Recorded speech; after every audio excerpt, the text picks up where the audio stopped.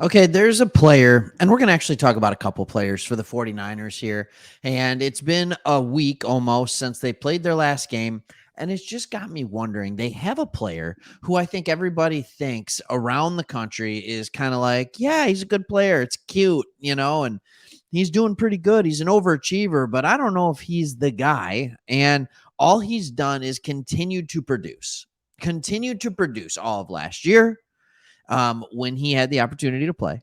So far this year, coming off an injury, when he has the opportunity to play, he's produced. He's produced at a high level. He has operated and helped one of the most efficient offenses in the league, all while being helped by a phenomenal defense playing within a system that is tailor made for him, and even being able to adjust and operate outside of that. So who is it? I'm going to tell you in just a second. But first, if you haven't yet, if you're a 49er fan, we are a couple guys who are Detroit Lions fans, but we've started up the Sports Talk Extra channel. We love talking about other teams around the NFL, some that don't maybe get the love that they deserve. And I know you're thinking like the 49ers don't get the love that they deserve. Here's what you need to understand. When I was growing up in the 90s, I loved the 49ers. All right. They were my number 2 team behind the Lions, but all anybody wanted to talk about was the Dallas Cowboys. So yeah, I'm in that boat. So here's the guy we're talking about, and it's going to be obvious, and we're going to talk about a couple of people. But the first one is Brock Purdy. And Brock Purdy was phenomenal against what might be a bad Giants team. That's really weird. I didn't expect that. But the Cardinals are turning out to be better than we thought. So that week 2 comeback is starting to look better and better. But they have just been beat up by 2 defenses really, really badly. And San Francisco is one of them. But here's what happened. There was some crazy praise after Purdy threw for 310 yards, which is a career high, all right, against the Giants defense. But here's the thing about the Giants defense. They were getting pressure all day. So their thought process, and I'll get to this article in a second, their thought process was, here's what we're going to do. We're going to put pressure on Purdy and see how he responds. This guy's coming off elbow surgery. Like, what is he going to be able to do? And Purdy responded by saying a lot. And if Brock Purdy is that good against the blitz, we already know that when he's not going against the blitz, he is a solid player. All right, I'm going to give you a little something because this is why I drafted him on my fantasy football team. 2-quarterback league, being a 2-quarterback league. By the way, if you like fantasy, check out Sports Talk Fantasy. Sean is started a channel for us, and he's doing a great job. I'm just going to give you some numbers after his first start. All right, or for his first start last year and then going forward. 210 yards, 2 touchdowns. 185 yards, 2 touchdowns. 217 yards, 2 touchdowns. 234 yards, 2 touchdowns. Sensing any themes? 284 yards, 2 touchdowns. 180 yards, 3 touchdowns. That is efficiency. And then you go into this year, first game, 220 yards, 2 touchdowns. Then they go against the Rams. He doesn't get the ball in the end zone, throws for 206. His numbers are good. And then actually his lowest graded PFF at least game was against the Giants. 25 of 37 for 310 yards and 2 touchdowns.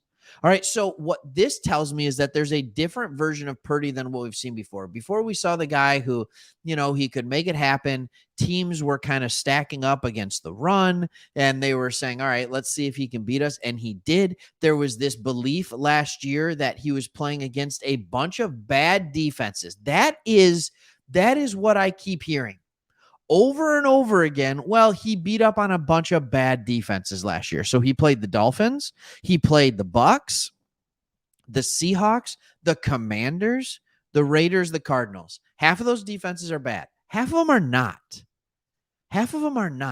And then this year, going up against the Steelers, the Rams, and the Giants. 3 teams that all are known for having at least moderately good to really good defenses. Okay, the Steelers have had a good defense this year. And I'm telling you right now, he went 19 of 29 for 220 yards. All these are impressive. So what is happening? Well, Brian Baldinger, the guy with the weird pinky, it's going out that way. It's like, hey, I'm over here. All right. He talks about obviously the best ever did it right there. Joe Montana. Shout out to Joe Montana. He had that. You couldn't rattle him, Brian Baldinger said on the Morning Roast show. He's like, I'm not comparing him to Joe Montana. I'm not doing anything like that, but he does have that composure. He does have that poise. And don't we think that's the word that we would kind of use for Brock Purdy is composure, is poise? Okay, but it's more than that. There's accuracy, there's decision making. It's unbelievable how quick his decision making is. Baldinger went on to say he's outstanding at the quarterback position. Outstanding, not cute, not good for a 7th round pick. He said at the quarterback position, it's about 3 things. It's about speed of decision making because everybody gets speeded up. When Giants defensive coordinator Don Martindale dials up a 0 blitz, you've got a free hitter coming at you. You don't have time to think about it. And you hit Ronnie Bell on a perfect throw for a touchdown. And can we just talk about Ronnie Bell for a second? All right. I'm a Michigan fan, so I know what Ronnie Bell is coming out of U of M. He was underappreciated going into U of M. He wasn't highly recruited at all. Michigan found him, and all he did was ball out. He would have been in the NFL a year ago if he hadn't torn his ACL. And so all he did was ball out. He's not going to kill you with blazing speed. He doesn't have remarkable strength. He just plays good football. And again, the 49ers have done such a good job of drafting players at any position in the draft that either 1 are stars or number 2 fit perfectly in the system in which they do that are just good football players. Ronnie Bell, it's one of those good football players. All right. So Baldy went on to say, so it's speed of decision making. It's how many great plays you make, which you don't have to make a ton of them, especially when all the players they have around him, Purdy, that is. And then it's about mistakes and limiting mistakes, but limiting mistakes while still staying aggressive. If you can eliminate those, you're good to go. So that's kind of what Purdy has done. He's been one of those guys that has eliminated mistakes. Over the course of his career, he has 17 touchdowns. I'm getting these stats off PFF. He has 17 touchdowns with 4 interceptions. 17 touchdowns with 4 interceptions. He is 3-0 this year. And what was he? 6-0, 7-0 last year, something like that. 1, 2, 3, 4, 5, 6-0 last year. He is 9-0 as a starter. That's not bad. That's not bad. All right. When they lost him, you saw what happened. He has overcome obstacles. He had to overcome and get through Trey Lance last year. He needed a Jimmy Garoppolo injury, but then they actually got better once Purdy came in the game into the game in the season as a rookie. They actually got better. He had to stay ahead of Trey Lance, the guy that you traded away the farm for, and you have to give any and every chance possible to. Another thing I love about Shanahan, best players play. Not as good players get traded away. There's not too much pride here. Yes, it's a bad thing, but nobody's going to remember that because the team just keeps winning. They just keep winning. And then you have Darnold come in here, another top 10 pick, right? And it's just like, all right, he's got to hold him off while coming back from injury. Ooh, Darnold looks pretty good in preseason. Is he going to be able to? Yes, he's going to be able to hold him off.